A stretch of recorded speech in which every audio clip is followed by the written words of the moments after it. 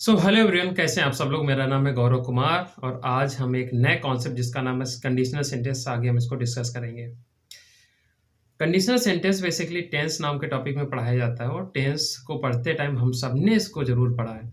जिन्होंने नहीं पढ़ा है उन्होंने नाम इसका ज़रूर सुना होगा और जिन्होंने इसका नाम भी नहीं सुना है आज हम इसको आगे 8 से 10 मिनट में डिटेल में समझ लेंगे।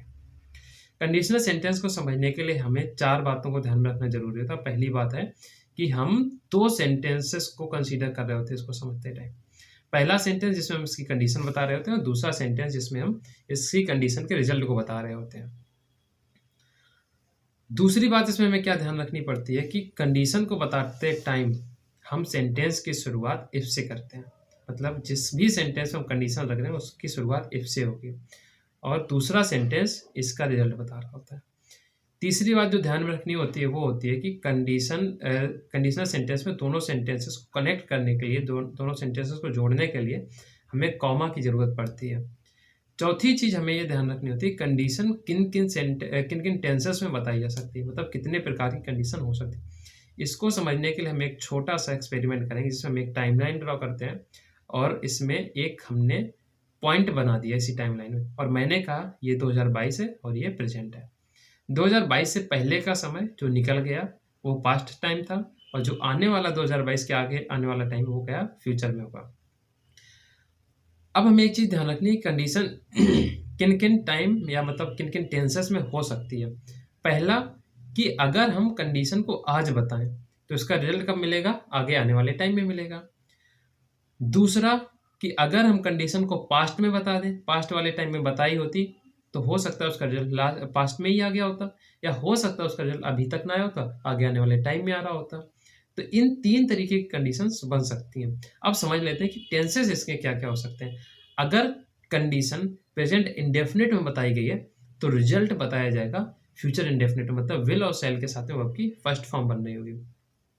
जैसे मैं एक सेंटेंस लेता हूँ, मैंने कहा कि if you work hard you will score well in the examination. If के साथ अगर सेंटेंस था तो कंडीशन हो गई यू वर्क हार्ड, मतलब कि यू सब्जेक्ट है और वर्क हार्ड क्या है, वर्ब की first form. Subject plus verb की फर्स्ट फॉर्म क्या होता है, प्रेजेंट इंडेफिनिट में होता है। और दूसरे सेंटेंस में क्या, you will score well in the examination. You subject है, विल हेल्पिंग हो गई और स्कोर क्या हो गई, वर्ब की फर्स्ट फॉर्म हो गई। तो पहला मतलब कि अगर कंडीशन प्रेजेंट इंडेफिनिट में है तो रिजल्ट किसमें मिलेगा, हमको फ्यूचर इंडेफिनिट मिलेगा। दूसरी तरीके क्या बनते, दूसरी कंडीशन का टेंस क्या होता है कि अगर कंडीशन पास्ट इंडेफिनिट टेंस में बताएगी तो रिजल्ट बताया जाएगा वुड या कुड के साथ में वर्ब की फर्स्ट फॉर्म आएगी।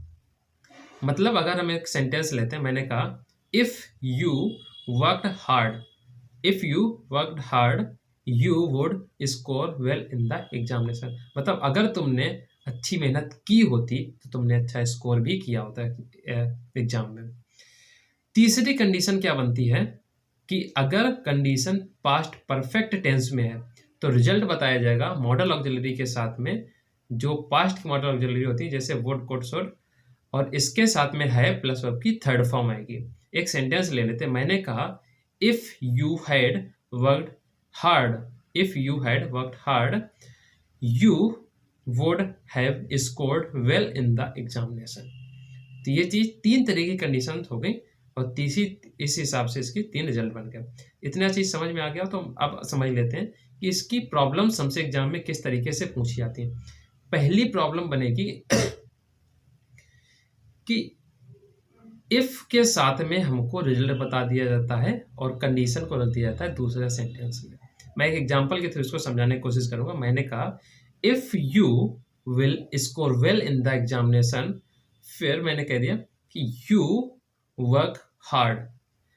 अब मेहनत करना यहाँ पे कंडीशन, अगर आप अच्छी मेहनत करोगे तो आप अच्छा स्कोर करोगे। तो कंडीशन क्या है, अच्छी मेहनत करना। तो हमको मेहनत, इस कंडीशन को किसके साथ रखना है, इफ के साथ है। तो इस करेक्ट सेंटेंस क्या बनेगा, इफ यू वर्क हार्ड और you will win the, you will score well in the examination, ये रिजल्ट इसका बन जाएगा। दूसरी तरीके की प्रॉब्लम्स क्या बनती है, कई बार हमको कंजंक्शन, जहाँ हमको कॉमा होना चाहिए वहां पे हमको कोई ना कोई कंजंक्शन मिल जाता है। जैसे ज़्यादातर यहाँ पे हमको देन मिल जाता है। मैंने एक सेंटेंस लिया जैसे if you work hard then you will score well in the examination. अब इसकी अगर जो हिंदी निकालें तो क्या आएगा कि अगर तुम अच्छी मेहनत करते हो तो तुम एग्जाम में अच्छा स्कोर करोगे। हिंदी में तो अच्छा समझ में आ रहा है, सब कुछ सही लग रहा है, लेकिन हिंदी और इंग्लिश तो अलग अलग एस्पेक्ट्स हैं, दोनों अलग लैंग्वेजेस हैं, तो इनका दोनों का कोई भी कनेक्शन नहीं हो सकता है। तो हिंदी में नहीं जाना, हमको इंग्लिश में समझना है। तो इसमें क्या होगा कि हमको दोनों को कनेक्ट करने के लिए सिर्फ कॉमा चाहिए। इसको समझते हैं कि ऐसा क्यों होता है। अगर मैं कहूँ कि कॉमा के बाद वाला सेंटेंस मतलब रिजल्ट को हम आगे लिख दें और कंडीशन को इफ वाला सेंटेंस हम पीछे रख दें तो क्या बनेगा you will score well in the examination if you work hard. ये तो सेंटेंस ये करेक्ट लग रहा, अच्छा लगा, सही भी है। लेकिन अगर हमने कॉमा की जगह देन का यूज कर लिया, किसी और कंजंक्शन यूज कर लिया, तो कैसे होगा, रीऑर्गेनाइज करके समझ लेते हैं।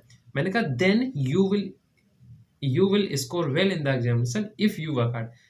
ये तो इफ के बाद तो सही है, लेकिन क्या किसी सेंटेंस की शुरुआत देन से हो सकती? बिल्कुल नहीं हो सकती।